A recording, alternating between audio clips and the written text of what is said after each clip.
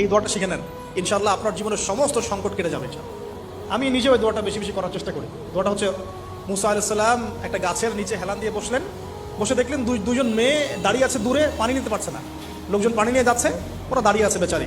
মুসা আলাইহিস সালাম গিয়ে বললেন, কি সমস্যা আপনাদের? এটা নিয়ে আপনারা আবার মেয়েদের সাথে কথা বলার চেষ্টা করেন, ঠিক আছে? তো মাহারাম গায়রা মাহারাম মেনে চলে।